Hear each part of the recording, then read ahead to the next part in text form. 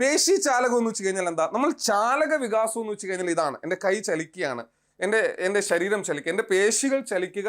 എനിക്ക് ഏറെ പ്രിയങ്കരായ അധ്യാപക വിദ്യാർത്ഥികളെ, ഒരു തുടക്കക്കാരൻ എങ്ങനെയായിരിക്കും കേറ്ററ്റിനെ സമീപിക്കേണ്ടത്, അല്ലെങ്കിൽ കേറ്ററ്റ് എന്ന് പറയുന്ന യോഗ്യതാ പരീക്ഷയ്ക്ക് പ്രിപ്പയർ ചെയ്യുന്ന കുട്ടികൾ, ആദ്യമായിട്ട് പ്രിപ്പയർ ചെയ്യുന്നവരും എന്നാൽ കുറച്ച് വർഷങ്ങളായിട്ട് പ്രിപ്പയർ ചെയ്തിട്ട് പരാജയപ്പെട്ട് നിൽക്കുന്ന ആൾക്കാർക്കും ഒരു പുത്തൻ ഉണർവാണ് ഈ വീഡിയോ എന്നതിൽ ഒരു സംശയവുമില്ല. 10,000-കണക്കിന് കേറ്ററ്റ് ആസ്പിറൻസ് അവരോടുള്ള നിരന്തര സമ്പർക്കത്തിൻ്റെ ഫലമായിട്ട് കൂടുതൽ ഉദ്യോഗാർത്ഥികൾക്കും ഏറ്റവും ഫേവറബിൾ ആയിട്ടുള്ള പഠനശൈലി, പഠന രീതി, പഠന സ്ട്രാറ്റജി അത് മനസ്സിലാക്കിക്കൊണ്ട് അതിനെ 12 പോയിന്റുകളാക്കിയിട്ടാണ് ഇന്ന് ഞാൻ നിങ്ങളുടെ മുമ്പിലേക്ക് വന്നിട്ടുള്ളത്.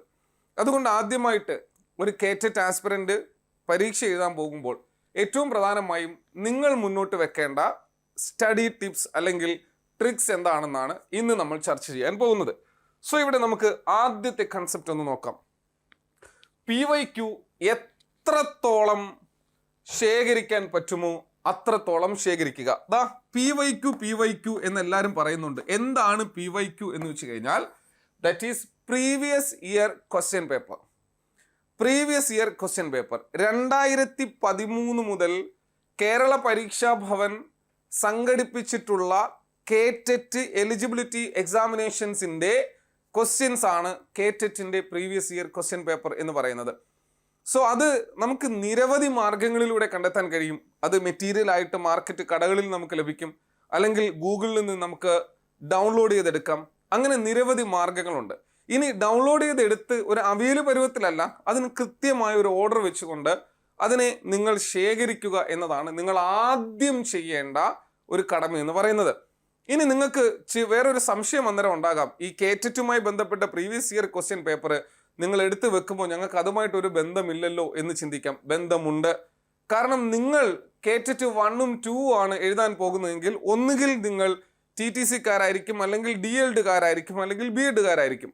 സ്വാഭാവികമായിട്ടും നിങ്ങൾക്ക് ഈ കാറ്റഗറിയിലുള്ള പ്രീവിയസ് നോളജ്, മുന്നറിവ് ഉണ്ട് എന്നത് യാഥാർത്ഥ്യം തന്നെയാണ്.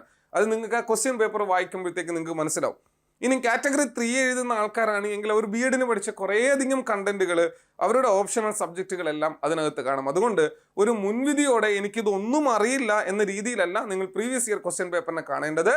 നിങ്ങൾക്കറിയാം അതിനെക്കുറിച്ച്, നിങ്ങൾക്ക് പരിചിതമായിട്ടുള്ള പേരുകളും കൺസെപ്റ്റുകളും ഡിജിറ്റുകളായിരിക്കും അവിടെ ഉണ്ടാവുക.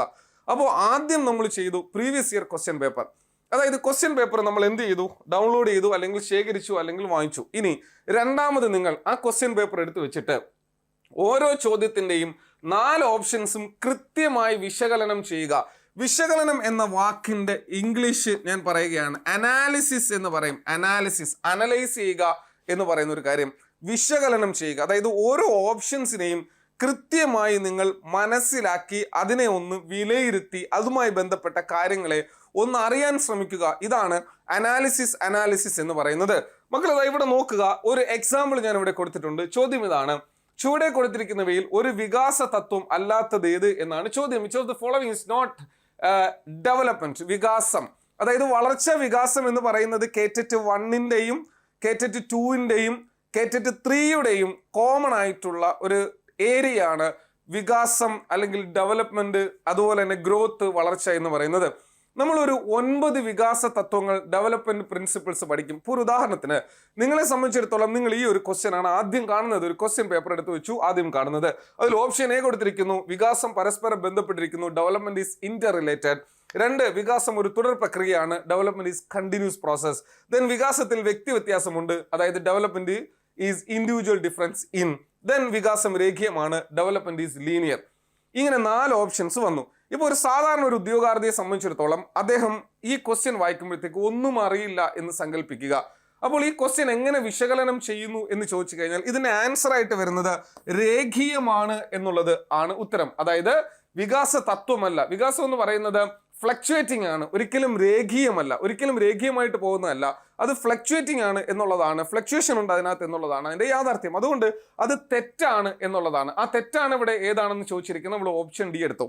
അപ്പൊ നമ്മളെ സംബന്ധിച്ചിടത്തോളം ഇങ്ങനെ ഒരു ക്വസ്റ്റ്യൻ കണ്ട് അതിന്റെ ആൻസർ കീ നോക്കി ഇതിന്റെ ഓപ്ഷനിൽ നിന്നും ഉത്തരം കിട്ടിയിട്ട് അടുത്ത ക്വസ്റ്റ്യനിലേക്ക് പോകുന്നതിന് പകരം you just stand that question continuously sometimes. എങ്ങനെയാണെന്ന് ചോദിച്ചു കഴിഞ്ഞാൽ എന്താണ് വികാസം പരസ്പരം ബന്ധപ്പെട്ടിരിക്കുന്നു എന്ന് പറയുന്നതിന്റെ അർത്ഥം? അതായത് ഒരാളുടെ വികാസം എന്ന് പറയുന്നത് ശാരീരിക, ചാലിക, ബൗദ്ധിക, സാമൂഹ്യ എല്ലാ മേഖലയും കൂടി ചേരുന്നതാണ്. ഒരാളുടെ വികാസം എന്ന് പറയുന്നത് പരസ്പരം ബന്ധപ്പെട്ടിരിക്കുന്ന ഒരു പ്രക്രിയയാണ്. രണ്ട്, വികസനം എന്ന് പറയുന്നത് അത് തുടർന്നുകൊണ്ടേയിരിക്കുന്ന ഒരു കാര്യമാണ്, മരണം വരെയും തുടർന്നുകൊണ്ടേയിരിക്കുന്ന ഒരു കാര്യമാണ്. ഈ പറയുന്നത് എല്ലാവരിലും വികാസം ഒരുപോലെയല്ല. എൻ്റെ കണക്കല്ല വേറെ ഒരാൾ, അദ്ദേഹത്തിൻ്റെയും എൻ്റെയും കണക്കല്ല വേറെ ഒരാൾ. അതുകൊണ്ട് അതിനകത്ത് ഇൻഡിവിജ്വൽ ഡിഫറൻസസ് ഉണ്ട്.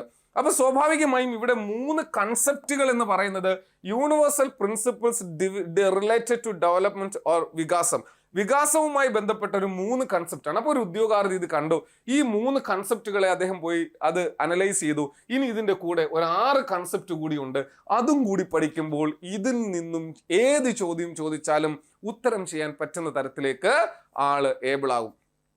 അപ്പൊ സ്വാഭാവികമായിട്ട് എങ്ങനെ മനസ്സിലായി? ഒരു ചോദ്യം എങ്ങനെ വിശകലനം ചെയ്തു എന്ന് നമുക്ക് മനസ്സിലായി. ഈ ചോദ്യം ഇങ്ങനെയാണ് വിശകലനം ചെയ്യേണ്ടത്. അപ്പൊ ഈ ഏരിയ നമ്മൾ ക്രാക്ക് ചെയ്തു. ഇനി അടുത്ത ക്വസ്റ്റ്യൻ പേപ്പർ ചെയ്യുമ്പോഴത്തേക്ക് you just listen to me. അടുത്ത ക്വസ്റ്റ്യൻ പേപ്പർ ചെയ്യുമ്പോഴത്തേക്ക് ഡെവലപ്മെന്റുമായി ബന്ധപ്പെട്ടൊരു ചോദ്യം വന്നാൽ കൺഫ്യൂഷൻ ഇല്ല, നമുക്ക് അവിടെ ഉത്തരം ചെയ്യാൻ പറ്റും. That is analysis. അതാണ് ഞാൻ പറഞ്ഞത് രണ്ടാമത്തെ പോയിന്റ്. ഇനി മൂന്നാമത്തെ പോയിന്റ് നമുക്കൊന്ന് നോക്കാം. അവിടെയും എക്സാമ്പിൾ കൊടുത്തിട്ടുണ്ട്. ഓരോ ചോദ്യം പരിശോധിക്കുമ്പോഴും യുക്തിചിന്ത, അതായത് ലോജിക്കൽ തിങ്കിങ് എന്ന് പറയുന്ന ഒരു കപ്പാസിറ്റി, അതായത് നമുക്ക് കേറ്ററ്റിന് ഒരു പ്രത്യേകതയുണ്ട്. എന്തുവാണെന്ന് അറിയാമോ? ഇവിടെ കുറെ ആപ്ലിക്കേഷൻ ലെവൽ ക്വസ്റ്റ്യൻസ് ഉണ്ട്. ആപ്ലിക്കേഷൻ എന്ന് വെച്ച് കഴിഞ്ഞാൽ ഒരാൾക്ക് അയാളുടെ ലോജിക് ഉപയോഗിച്ച് ചെയ്യാൻ പറ്റുന്ന ചോദ്യങ്ങളുണ്ട്. എന്ന് വെച്ച് കഴിഞ്ഞാൽ എല്ലാം പഠിച്ചുകൊണ്ട് തന്നെ നമുക്ക് കേറ്ററ്റ് പാസ്സാകാൻ പറ്റില്ല. എന്നാൽ പഠിക്കാതെയും നമ്മുടെ യുക്തിചിന്ത, നമ്മുടെ ലോജിക്കൽ റീസണിങ്, ലോജിക്കൽ തിങ്കിങ് ഉപയോഗിച്ചുകൊണ്ട്, നമ്മുടെ ഒരു സയന്റിഫിക്, ഒരു അബ്സ്ട്രാക്ട് തിങ്കിങ് ഉപയോഗിച്ചുകൊണ്ട് നമുക്ക് ഉത്തരം ചെയ്യാൻ പറ്റും. ഒരു എക്സാമ്പിൾ ഞാൻ ഇവിടെ കാണിച്ചു തരാം. എങ്ങനെയാണ് അങ്ങനെ ഒരു ചോദ്യം എന്ന് പറയുന്നത്? കുട്ടികളുടെ പേശീചാലക വികസനത്തിന് ഒരു ഉദാഹരണമാണ്. അതായത് അവിടെ കുട്ടികളുടെ പേശീചാലകം എന്ന് പറയുന്ന ഒരു ഏരിയയുമായി ബന്ധപ്പെട്ടൊരു ചോദ്യമാണ് വന്നിരിക്കുന്നത്. ഓപ്ഷൻ എ നോക്കേ. ഖരരൂപത്തിലുള്ള ആഹാരം കഴിക്കുവാൻ ആരംഭിക്കുന്നത്, അതുപോലെ തന്നെ കുട്ടിക്കാലത്ത് തനിച്ചാകുമ്പോൾ പേടി തോന്നുന്നത്, നിറങ്ങൾ തിരിച്ചറിയാൻ കഴിയുന്നത്, 1.5 വയസ്സാകുമ്പോൾ നടന്നു തുടങ്ങുന്നത്. ഇവിടെ നോക്കിയേ. An example for motor development is child is started eating solid food, feel sad while alone during childhood, started identifying colors, started walking at the age of 12 years. അല്ല, 1.5 1.5 ആണ് ഇവിടെ ഉദ്ദേശിക്കുന്നത്. 1.5 years. അപ്പൊ സ്വാഭാവികമായി ഇവിടെ മനസ്സിലാക്കുക, പേശി ചാലകം എന്ന് വെച്ച് കഴിഞ്ഞാൽ എന്താ? നമ്മൾ ചാലക വികാസം എന്ന് വെച്ച് കഴിഞ്ഞാൽ ഇതാണ്. എൻ്റെ കൈ ചലിക്കുകയാണ്, എൻ്റെ ശരീരം ചലിക്കുക, എൻ്റെ പേശികൾ ചലിക്കുക എന്നുള്ളതാണ് ചാലക വികാസം.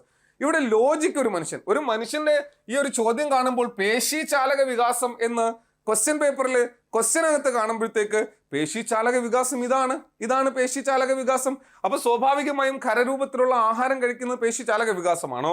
കുട്ടിക്കാലത്ത് തനിച്ചാകുമ്പോൾ പേടിയാകുന്ന പേശീചാലക വികാസമാണോ? നിറങ്ങൾ തിരിച്ചറിയാൻ കഴിയുന്നത് പേശീചാലക വികാസമാണോ? അതോ ഒരാൾ 1.5 വയസ്സാകുമ്പോൾ ഒരു കുഞ്ഞ് നടക്കാൻ തുടങ്ങുന്നതാണോ? 1.5 വയസ്സാകുമ്പോൾ ഒരു കുഞ്ഞ് നടക്കാൻ തുടങ്ങുന്നതാണ് പേശീചാലക വികാസം. ഇത് ലോജിക്കല്ലേ? ഇതിനിപ്പോ നമ്മൾ ആ കണ്ടന്റ് പഠിക്കണമെന്നുണ്ടോ? അപ്പൊ ചോദ്യങ്ങളിൽ കണ്ടന്റ് അറിഞ്ഞുകൂടാ എങ്കിൽ പോലും ലോജിക് ഉപയോഗിച്ചുകൊണ്ട് നമുക്ക് ഉത്തരം ചെയ്യാൻ കഴിയും എന്നുള്ളത് കൃത്യമായി മനസ്സിലാക്കുക. ഇനി മറ്റൊരു പോയിന്റ് ആണ്, 4ാമത്തെ ടിപ്പാണ്. ഓരോ ചോദ്യത്തിനും ഓപ്ഷൻസ് കൃത്യമായി വായിക്കുക. നമ്മൾ പറഞ്ഞു ആദ്യം ചെയ്തത് മുഴുവൻ പ്രീവിയസ് ഇയർ ക്വസ്റ്റ്യൻസും അല്ലെങ്കിൽ നമുക്ക് കിട്ടാൻ പറ്റുന്ന മുഴുവൻ പ്രീവിയസ് ഇയർ ക്വസ്റ്റ്യൻ പേപ്പറും നമ്മൾ തയ്യാറാക്കിയിട്ട് ഓരോ ക്വസ്റ്റ്യൻസ് എങ്ങനെ ചെയ്തു തുടങ്ങും എന്നുള്ളതാണ് നമ്മൾ ഇവിടെ പറയുന്നത്. അപ്പോൾ അതിനകത്ത് ലോജിക്കൽ റീസണിങ് നമ്മൾ ഉപയോഗിക്കണമെന്ന് പറഞ്ഞു. അതോടൊപ്പം തന്നെ ഓപ്ഷൻസിൽ പോയി പഠനം നടത്തണം എന്ന് നമ്മൾ പറഞ്ഞു. ദെൻ നമ്മൾ പറഞ്ഞു ഓരോ ചോദ്യത്തിന്റെയും ഓപ്ഷൻസ് കൃത്യമായി വായിക്കുക. എങ്ങനെയാണെന്ന് ചോദിച്ചു കഴിഞ്ഞാൽ, റോബിൻ കണക്കിൽ വളരെ മോശമാണ്, താഴെ പറയുന്നവയിൽ എന്തായിരിക്കും അതിനുള്ള കാരണങ്ങൾ? ഇങ്ങനെ ഈ ടൈപ്പ് ക്വസ്റ്റ്യൻസ് അതിനകത്ത് വരും. അതായത് ഓപ്ഷൻസിൽ ഇത് മാത്രം, ഇത് മാത്രം. ഇതൊരു കൺഫ്യൂസിങ് ക്വസ്റ്റ്യൻ ആണ്. സാധാരണഗതിയിൽ ഏതെങ്കിലും ഒരു 1 വേർഡ് ചോദിച്ചു കഴിഞ്ഞാൽ നമുക്ക് ഒരു ഉത്തരത്തിലേക്ക് എത്താൻ പറ്റും ഓപ്ഷനിൽ നിന്നും. പക്ഷെ ഇവിടെ നമുക്ക് എങ്ങനെയാണ് ഓപ്ഷൻസ് കൃത്യമായിട്ട് നോക്കി ഉത്തരം ചെയ്യാൻ പറ്റുന്നത് നോക്കുക. അതായത് അവൻ കണക്കിന് പിറകിലാണ് എന്നാണ് പറയുന്നത് റോബിൻ. താഴെ കൊടുത്തിരിക്കുന്നവയിൽ അതിനുള്ള കാരണമാണ് ചോദിച്ചിരിക്കുന്നത്. ഒന്നാമത്തത് അവന്റെ പഠനശൈലി. ഇത് നമുക്ക് ലോജിക്കായിട്ട് ചിന്തിക്കാം. ഒരാളുടെ പഠനശൈലി ശരിയല്ല എങ്കിൽ അവൻ കണക്കിന് പുറകിലോട്ട് പോകും. കണക്കിന് പുറകിലോട്ട് പോകണമെങ്കിൽ ആദ്യമേ കൂട്ടാൻ പഠിക്കണം, കുറയ്ക്കാൻ പഠിക്കണം, ഹരിക്കാൻ പഠിക്കണം, ഗുണിക്കാൻ പഠിക്കണം. അപ്പൊ സ്വാഭാവികമായും അത് പഠിക്കാതെ ഒരാൾക്ക്, അല്ലെങ്കിൽ കൃത്യമായി എൻ്റെ വഴികൾ, എൻ്റെ റൂട്ട്സും കോൺസും ഒന്നും അറിയാതെ ഒരാൾക്ക് കണക്ക് പഠിക്കാൻ പറ്റില്ല. അതുകൊണ്ട് പഠനശൈലി എന്ന് പറയുന്ന, ലേണിംഗ് സ്റ്റൈൽ എന്ന് പറയുന്ന ഒരു പ്രധാന ഘടകമാണ്. അപ്പോൾ ആ 1 എവിടെ ഉണ്ട് എന്ന് നോക്കുക. 1 എന്ന് പറയുന്ന ഒരു ഓപ്ഷൻ ശരിയാണ് എന്ന് നമുക്കറിയാം. സ്വാഭാവികമായും 1 കൊടുത്തിരിക്കുന്നത് എയിലും ബിയിലും മാത്രമേ ഉള്ളൂ. എയിലും ബിയിലും മാത്രമേ ഉള്ളൂ. അപ്പൊ നമുക്ക് ഓൾറെഡി നമുക്ക് സിയും ഡിയും അങ്ങ് കട്ട് ചെയ്യാം. സിയും ഡിയും അല്ല ഉത്തരം എന്ന് നമുക്ക് കട്ട് ചെയ്യാം. ഇനി രണ്ടാമത്തേത് അഭിപ്രേരണ, മോട്ടിവേഷൻ എന്ന് പറയും അല്ലെ. പ്രചോദനമില്ലാതെ, അതായത് ഒരു താല്പര്യമില്ലാതെ ഒരാൾക്ക് പഠിക്കാൻ പറ്റുമോ? ഒരാൾക്ക് താല്പര്യമില്ലാതെ, അതായത് നിങ്ങൾ നോക്കുക, വിശന്ന് വലഞ്ഞ് പരവശനായിരിക്കുന്ന ഒരു കുഞ്ഞ്, അവന് വെള്ളം കുടിച്ചോളാൻ വയ്യ, ആഹാരം കഴിച്ചോളാൻ വയ്യ, അത്രയ്ക്കും ബുദ്ധിമുട്ടിരിക്കുന്ന ഒരു കുഞ്ഞ്, ആ കുഞ്ഞിന് പഠന സന്നദ്ധത അല്ലെങ്കിൽ മോട്ടിവേഷൻ ഉണ്ടാകും. അവന് വിശപ്പാണ് മാറേണ്ടത്. സോ അവന് താല്പര്യമില്ലെങ്കിൽ അവന് പഠിക്കാൻ പറ്റുള്ളൂ. അഭിപ്രേരണ എന്ന് പറയുന്ന ഒരു പ്രധാന ഘടകമാണ്. സോ രണ്ടും ശരിയാണ്. ഇവിടെ 1ഉം 2ഉം ഈ 2 ഓപ്ഷനിലും കൊടുത്തിട്ടുണ്ട്. ഇനി മൂന്നാമത്തേതാണ് ആത്യന്തികമായ ആകാംക്ഷ. ഈ ആകാംക്ഷ എന്ന് പറയുന്നത് എക്സ്ട്രീം ആങ്സൈറ്റി എന്നാണ്. ആങ്സൈറ്റി എന്ന് പറയുന്നത് ആകാംക്ഷ ഒരു പ്രശ്നമാണ് എന്നുള്ള കാര്യം മനസ്സിലാക്കുക. ആകാംക്ഷ എന്ന് പറയുന്ന ഒരു പ്രശ്നം മാത്രം, ഒരു പ്രശ്നമാണ്. സ്വാഭാവികമായിട്ടും ആങ്സൈറ്റി ഡിസോർഡർ എന്നൊക്കെ പറയുന്നത് കുട്ടികളുടെ പഠനത്തെ സ്വാധീനിക്കുന്ന വളരെ പ്രധാനപ്പെട്ട ഘടകമാണ്. 3ഉം ശരി തന്നെയാണ്. നാലാമത്തത് മുന്നറിവുകളുടെ അഭാവം. ഞാൻ പറഞ്ഞു, ഒരു കുട്ടി എങ്ങനെയാണ് ഹരിക്കാൻ പഠിക്കുന്നത്? ഒരു കുട്ടി ഹരിക്കാൻ പഠിക്കണമെങ്കിൽ അവന് കൂട്ടാനും കുറയ്ക്കാനും ഗുണിക്കാനും അറിയണ്ടേ?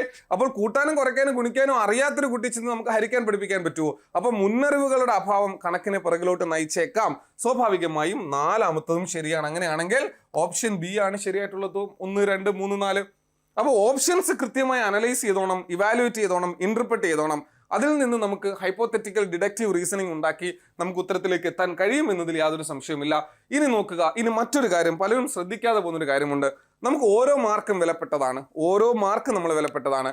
നമ്മൾ ഒന്നുകിൽ മലയാളം അല്ലെങ്കിൽ ഇംഗ്ലീഷ് ഓപ്ഷനായിട്ട് എടുക്കും, ലാംഗ്വേജ് ആയിട്ട് എടുക്കും.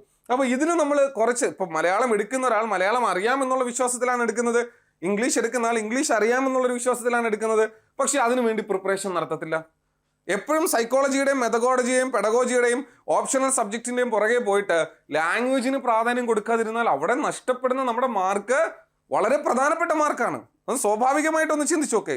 നമ്മുടെ ഒരു കോമൺ സെൻസ് ഉപയോഗിച്ചൊന്ന് ചിന്തിച്ചു നോക്ക്. അപ്പൊ സ്വാഭാവികമായിട്ടും മലയാളം ഇംഗ്ലീഷ് വിഷയങ്ങൾക്ക് ജനറൽ പേപ്പറിന് എത്രത്തോളം പ്രാധാന്യം കൊടുക്കുന്നു അതേ പ്രാധാന്യം കൊടുക്കണം. കാരണം അത്രയും സമയം നമുക്ക് വേണ്ടി വരത്തില്ല എങ്കിലും നമുക്ക് വേഗം പഠിച്ചെടുക്കാൻ പറ്റുന്ന ഒരു കാര്യമാണ്. ഇനി ആറാമത്തത് യൂട്യൂബ് ക്വസ്റ്റ്യൻ എക്സ്പ്ലനേഷൻ വീഡിയോസ്.